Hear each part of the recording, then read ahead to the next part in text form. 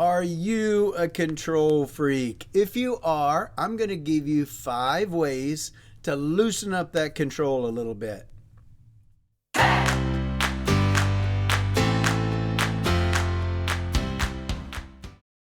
Everybody, all of us, each of us have a control freak in our lives. Hopefully you're not it. Hopefully I'm not it. But we have control freaks in our lives. And it's not real fun to be around those kind of people. So if you are one of those, or if you know one of those, here's 5 things that can help that control freak loosen up a little bit. First, and I know this is going to shake you up a little bit, understand that you are not in control. So there's no reason to be a self-control freak because you're not in control. There's so many things that fall outside of our realm of control, and it drives control freaks crazy to try to keep up with it, to grab things that are not in their control anyway.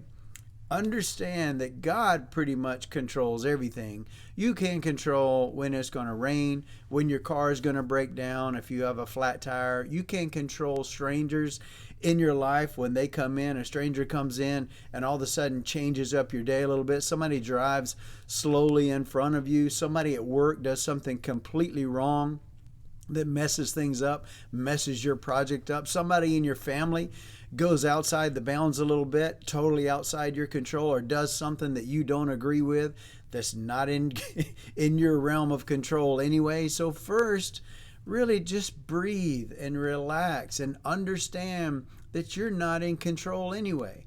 No matter how hard you try, there's so many other factors in play that have more control than you do. So why tire yourself out trying to keep control of all these things, trying to maintain you in this high position where you're in control of everything?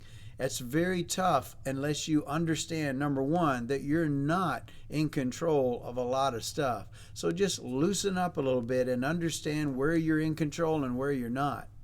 So just having an understanding that it's not all on you. There are other people, there's other factors in this. You're not in control. You might be in control of little things, but when you try to grab bigger than that, and you try to get into other people's stuff who might have a factor in that, you're getting into their business that they've got control over. But ultimately, like I said, God's in control. Until you learn to yield to Him and understand that God is control, you're really just chasing things that cannot be caught when you try to control stuff. Understand that you are not in control. Number 2, understand your boundaries. There's certain areas in which you do have control and should have control. But there's a lot of areas where you don't have control, namely other people's lives, other people's business, other people's stuff, other people's decisions. You don't have control over that unless you're a parent and your child is 16 years old or under. Beyond that, you might have some say-so, but they're pretty much becoming their own person. Outside of that, at work, in any other area of your life, in relationships, in public, in a public store, you don't have control over other people and how they act. So just lighten up. Understand where your boundaries are and stay within your boundary of control. And I'm not telling you this as a reprimand in any way. Nobody likes control freaks. Even control freaks don't like the fact that they are control freaks. But these 5 things can help you loosen up a little bit. That number 1, understand that you're not in control. Number 2, understand what your boundaries are and what you should and shouldn't have control over. Maybe write those down. Maybe talk to a friend, talk to a family member, and understand, when am I outside of my bounds of control? What am I trying to control that's really not my business? And be ready for the answer. You need to thicken your skin up a little bit and be in a position to be adult enough to listen to what that answer is, because they might give it to you.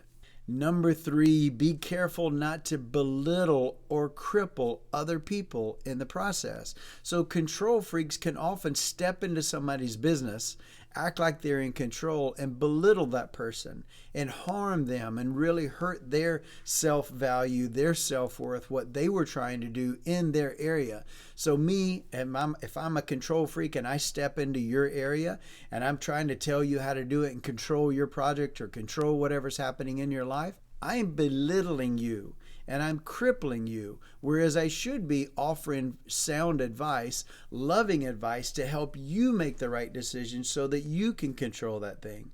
And in doing so, I empower you to be able to handle that. I don't want to rob your power. So be careful. Number 3, be careful that you don't cripple or belittle anyone in your process of trying to be a control freak. Number 4, this is a big one, and you've probably heard it before on t-shirts and bumper stickers. Let go and let God. Understand where your lines are. And when you get up to that line, let go and let God.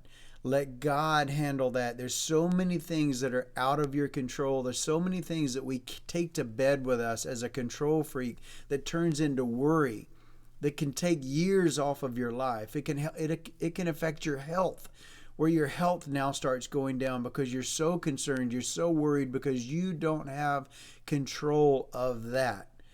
Lay it at the cross, give it to God. He asks us to do that. So when things are outside your control, don't worry yourself to death trying to get control, maintain control, and figure that thing out. Just wash your hands of it and lay it at the cross. Let go and let God. You will be much better off to turn that into prayer and away from worry. Number 5, this is the biggest one of all, and I saved it for last. You need to understand where the root of your control is coming from. Where is that fear? What fear do you have in you that's causing you to be a control freak? Is it fear of loss, fear of abandonment, fear of failure? What is your root fear? Because it doesn't just happen. People don't just become control freaks just because they got nothing better to do.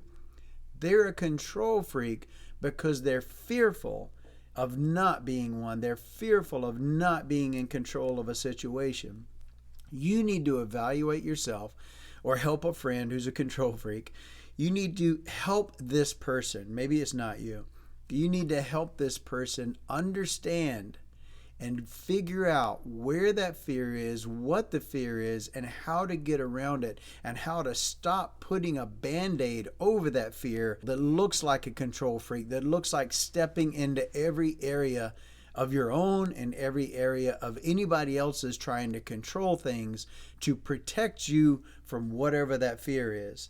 That's a real big one, and that's going to take some work, and it's going to take some courage to get through that. So I hope you've understood, and I hope you appreciate these 5 things to think about if you're a control freak, to be able to let go and let God release this fear, figure out what the fear is, figure out how to conquer it in different ways, figure out how to pray about it, how to lay stuff at the cross, how to understand that you are not in control of all things, and understand the boundaries of where you should be in control and where you shouldn't be in control. So think about all these things. Write these 5 things down and start figuring out, are you a control freak and why? And how do you stop being that? And a big factor in that is accountability. You need to talk to a trusted friend in your life, but be ready for the answers. Don't talk to somebody who's submissive or passive, because they're not going to help you. Speak to somebody who has a voice, who will tell you exactly what it is that you need to work on and help you through this process. And let it be a journey. Meet this person often, weekly or monthly, and come back to them and let them know the benchmarks that you're achieving to be able to get over this control freak stuff that you've got. So figure out if you're that. Figure out how to get help. Look at these things and study them. And just don't be scared to look in the mirror and say, I am a control freak and I need help, and I'm going to get help, and I'm going to work on these 5 things. There you have it. There's the 5 things that I know would help any control freak be able to break through, release that, and get to the other side. I hope this has helped you. I hope you subscribe to my channel. I hope you tell other people about it. I hope you come back next time when I've got another video. Thank you so much for stopping by. I appreciate it. If you like content like this, please drop me a line. Give me a thumbs up. Drop me a comment and let me know what you would like me to talk about because I got no problem sharing my opinion. It might be wrong, it might hurt some feelings. I apologize, but it's my opinion, and that's what this channel is about. Have a great day. Thanks for coming by.